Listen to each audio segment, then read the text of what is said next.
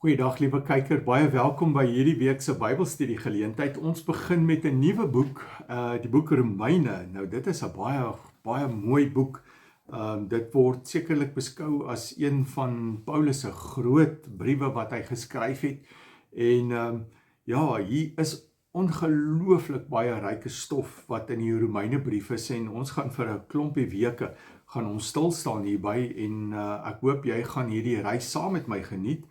Want hierdie brief skryf Paulus alreeds toe hy in Korinthe was, skryf hy aan die Romeine en met die hoop natuurlik om by hulle uit te kom en hoe hy eventueel by hulle uitkom is heeltemal anderste as wat hy beplan het, want hy word toe eintlik as gevangene daar na Rome toe gevat, maar dit vir 'n volgende keer.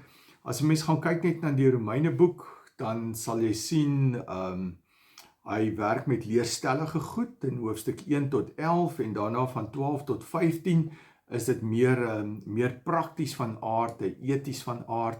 So hy duidelik kan 'n mens 'n skeiding sien in die boek tussen daai twee dele. En ek dink die bron en die kern daarvan gaan oor die redding, hoe 'n mens gered word. En Paulus teken hierdie goed baie mooi aan. Dis so asof hy eintlik sê, weet jy wat, dis die evangelie waarmee ek werk, en hy wou dit eintlik maar nou net op skrif stel, en dit is vir die kerk beskikbaar, en die kerk gebruik baie van hierdie Romeine brief, wat as 'n basisdokument dien. So, maar voordat ons verder gaan, kom ons sluit die oë en dan bid ons saam. Vader, baie dankie vir die voorreg om vanoggend dan weer uit hierdie boek uit te kan lees, die boek Romeine, om met u te kan praat en toe te laat dat u met ons ook praat, en dan vra ons dat u hierdie brief aan ons sal openbaar en dat u deur die Heilige Gees dit sal bekend maak aan elkeen van ons. Ons wil leer, Here, ons het 'n honger vir groei, honger om nader aan u te beweeg. Help ons asseblief daarin. Baie dankie dat ons dit kan bid in die naam van Jesus Christus. Amen. Nou, die teks gaan op jou skerm verskyn en ons gaan lees. So die eerste ene gaan maar eintlik oor, is maar so 'n algemene inleiding wat hy het tot by vers 17. So vandag gaan ons van 1 vers 1 tot en met vers 17. En wanneer ons dit lees, sien ons dis die tipiese brief aanhef, die begin van 'n brief, eintlik die tradisionele vorm wat dit aanneem. En hy sê, en hy begin, en hy sê van wie af dit kom, en hy sê van Paulus, 'n dienaar van Christus, in die Griek sê hy eintlik 'n doulos, 'n slaaf. Ek is in diens van Christus, ek werk vir hom, geroep, so hy's 'n geroepene, dat hy het 'n roeping oor sy lewe, daai pad, daar op die pad na Damaskus, wanneer Jesus Christus hom eintlik daar roep, om aanraak, en sy lewe verander het. So van daar af het hy 'n geroepene geword, om 'n apostel, 'n gestuurde te wees, afgesonder vir die evangelie, afgesonder om hierdie goeie nuus dan te bring van hoe mense gered kan word, wie Christus is, wie God is, alles wat die evangelie behels. Hy sê, ek is Paulus, ek stel myself aan julle voor, en dit is wie ek is, en dit is die evangelie wat ek aan julle gaan verkondig. Hierdie evangelie het hy vooruit deur die profete in die Heilige Skrif aangekondig, en dit handel oor sy seun. Daar sien jy hoe sê hy, dit handel oor Jesus Christus. En as 'n mens op verskeie plekke, en veral in Jesaja 53 is alles oor Christus se kruisiging, sy versoeningsdood, sy verlossingswerk, al daardie goed, en ook op 'n klomp ander plekke, byvoorbeeld in Jesaja, dan sê hy eintlik, as ons die Ou Testamentiese profete lees, dan sal ons sien dat die voorspelling van die evangelie alreeds daar is. As mens is hy uit die geslag van Dawid gebore.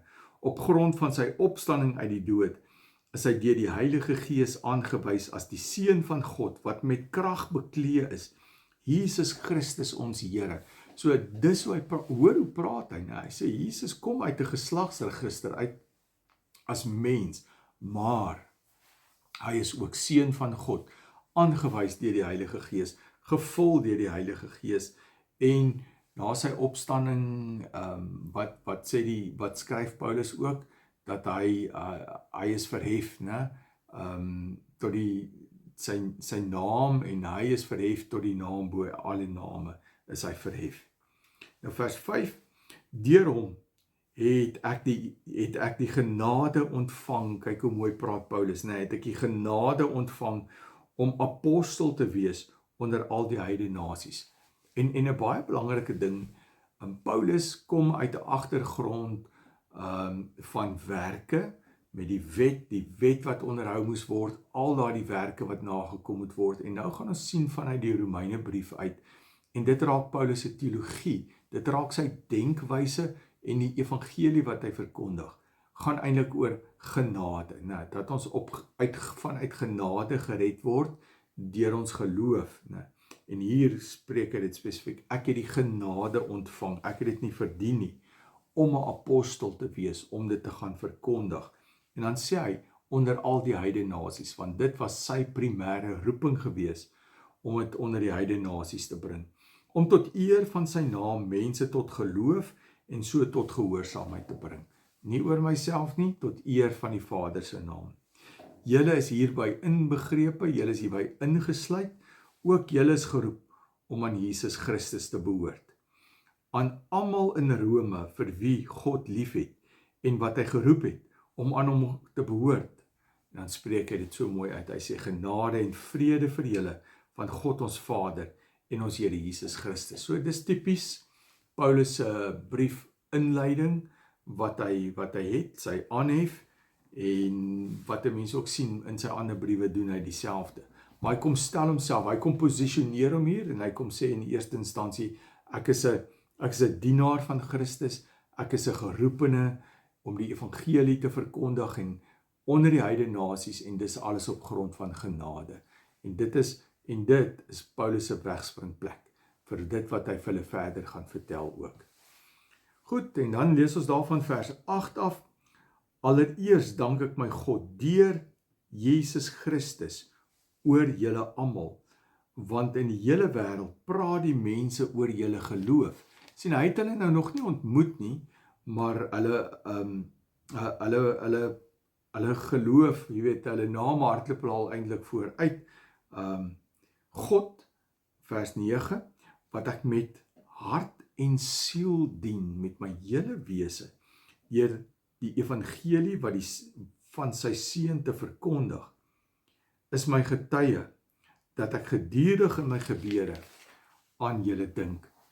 Elke keer as ek bid, vra ek God, of hy dit nie uiteindelik vir my moontlik wil maak, om julle te besoek nie. Hy het 'n behoefte om daar uit te kom, want onthou, hy reis nou, en ek dink hy skryf hierdie nou op een van sy sendingreise, en dan het hy die behoefte om by Rome uit te kom, maar hy het nog nie, die moontlikheid was nog nie daar nie, hy het al baie van hulle gehoor, hy wil hulle graag ontmoet, want hy wil 'n verskil in hulle lewens ook maak, en toelaat, dat hulle 'n verskil in sy lewe maak, dat hulle eintlik maar mekaar kan bedien, en hy sê hier, in vers 11 dan, ek sien baie daarna uit, om julle te besoek, want ek wil 'n geestelike gawe aan julle oordra, om julle te versterk. Nou, dis nie net een geestelike gawe nie, hy wil hulle bemoedig, deur sy prediking, deur woorde,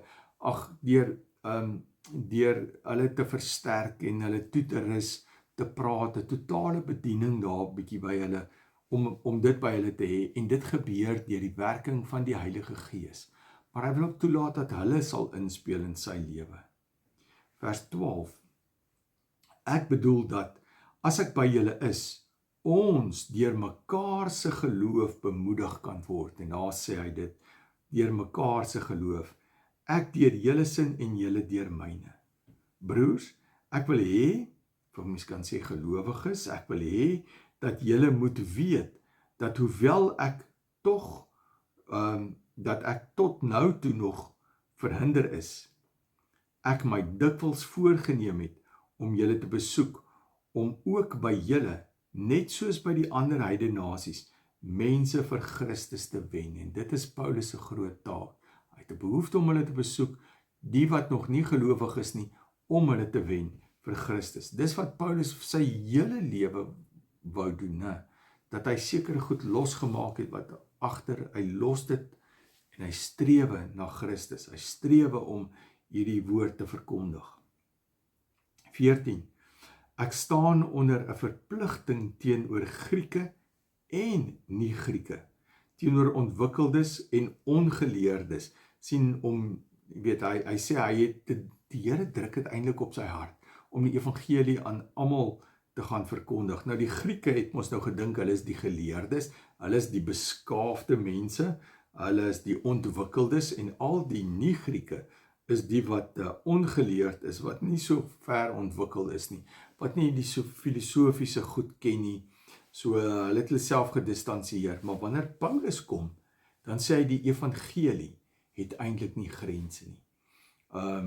Hy sê dit so mooi in die brief in Efesiërs, dan sê hy eintlik, deur Jesus Christus word Jood en heiden, word een nuwe mensheid, deur die dood. So hy sê daardeur, die evangelie ken nie grense nie. Dis vir al die mense daar, en dis wat hy ook hier vir hulle wil sê. So hy sê, ek staan onder 'n verpligting, teenoor Griek en nie-Grieke, vers 14, teenoor ontwikkeldes en ongeleerdes, en vandaar my begeerte om ook aan julle in Rome die evangelie te verkondig. Ek skaam my nie oor die evangelie nie. So ek het die Engels, wat die Engelse sê, die boldness om dit, ek is bemagtig om dit te gaan verkondig deur die werking van die Heilige Gees in my. So ek skaam my nie oor die evangelie nie, want dit is 'n krag. Hy sê ek skaam my nie om die goeie nuus van Christus nie, want daarin lê daar 'n bepaalde, die krag van God tot redding, kom dat ons die evangelie verkondig, om mense vanuit die greep van die wêreld te neem na die koninkryk van God toe. Hy sê elkeen, krag van God tot redding van elkeen wat glo, in die eerste plek Jood, maar ook nie Jood.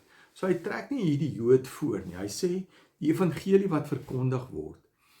Hulle het 'n hele Ou Testament wat hulle God leer ken het. In die Nuwe Testament het Jesus primêr begin bedien onder die Jode. En dis hoekom dit eerste onder die Jode begin versprei het. Maar ons sien ook in Jesus dat hy ook byvoorbeeld na die Samaritane uitreik. Hy reik na ander uit, na die na ongelowiges reik hy eenvoudig uit. So Jesus het daar reeds oor grense gegaan. En dis wat Paulus hier sê. Hierdie evangelie wat tot redding is, die goeie nuus oor Christus, oor sy kruis en die opstanding en die nuwe lewe wat hy kan, daar's krag daarin. En hy wil hê dit moet na almal toe gaan. Vers 17. In die evangelie kom juis tot openbaring dat God mense van hulle sondes vryspreek. Sien, hier is nou die kern van dit.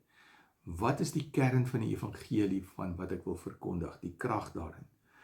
Dat God mense van hulle sondes vryspreek. Enkel alleen omdat hulle glo. Nie deur wetsonderhouding, omdat jy glo. Dit is soos daar geskrywe staan, elkeen wat deur God vrygespreek is, omdat hy glo, sal lewe, sal die lewe van God afkry.